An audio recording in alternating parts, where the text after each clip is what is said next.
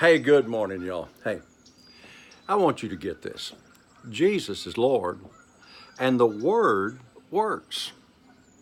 I've been talking to you about thou art snared by the words of your mouth, or thou art taken by the words of your mouth. Now, I'm a Southern guy, born and raised in Alabama. Realize my language is not always perfect because I kind of have some old country redneck tendencies, but I carry my wife to the store. I've said that, when I was in other states and people said, you do what? I'm going to carry my wife to the store.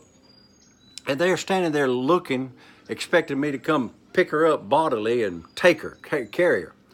Well, your words are carriers, and they will carry you to life, or they will carry you to death. They will carry you to extreme poverty over into extreme wealth and riches.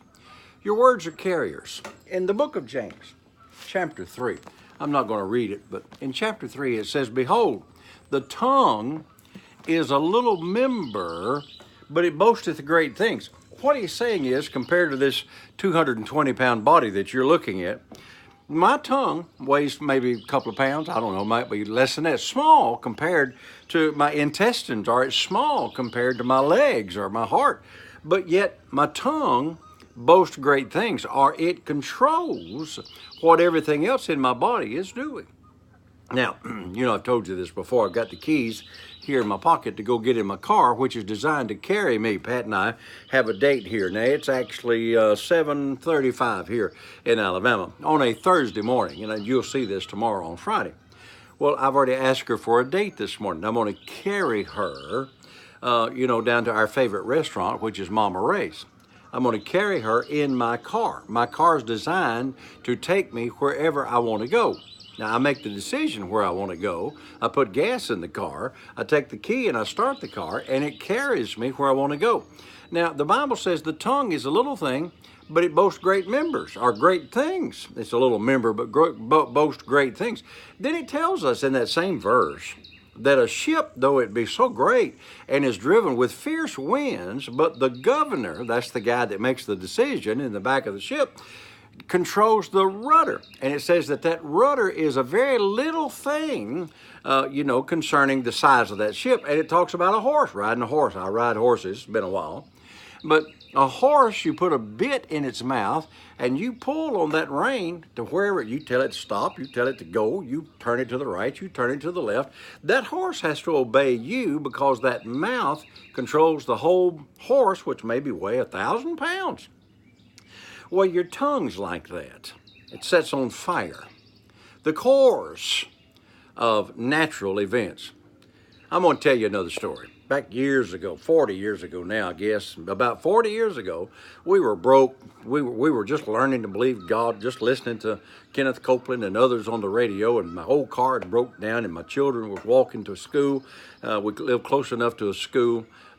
We just had the two little boys at the time, and we were broke, and I was believing God. Well, a friend of mine, an acquaintance over in Atlanta, Georgia, we lived in Birmingham, gave me a Mercedes Benz. I ain't never had one of them before. I was thrilled. Well, it wasn't about a month later, I was going someplace, maybe 2 months later, I was going someplace. The left front wheel just fell off, wheel, axle, wheel bearings, everything, on the side of the road. I didn't have no money, so I hitchhiked back home, which was about 25, 30 miles, went and bought some parts. A couple of days later, got my tools, went up and repaired it, and thought, well, that's different. I didn't know that Mercedes had this kind of a problem. Well, maybe a month later, I was going someplace else, or 6 months later, I'm driving up the road, happy as I can be, and the right rear wheel rolls off, the axle came out, everything came out, leaves me on the side of the road again. Well, and I go home, buy the parts, which were rather expensive, and get all my tools together and get a ride back up there and put the thing back together and drive home. Well, I prayed about that. I said, Lord, this is not right. What's going on here? And God showed me the night that I drove that car home from Atlanta, Georgia, and I woke Pat up 2 o'clock in the morning running around that car. I mean, we were just running around in the little carport in that rented house that we had. And I said, look what God's done. Man, God has blessed me. This stuff works. Dear God, God's blessed me. I have a Mercedes. I said, Pat, I am going to drive this thing till the wheels fall off of it. Whoa. My words carried me there. The woman with the issue of blood. I'm going to be long-winded today. The woman in Mark chapter 4 with the issue of blood, Mark chapter 5. She said, if I can touch but the hem of his garment. So her words took her to the place where Jesus was walking along with this multitude, crowd of people thronging him. But because she said, I got to touch the hem of his garment, her words took her to the place. Jesus and her showed up together. She touched him. She was healed. And the Bible says Jesus knew that power had gone out of him because she got what she said.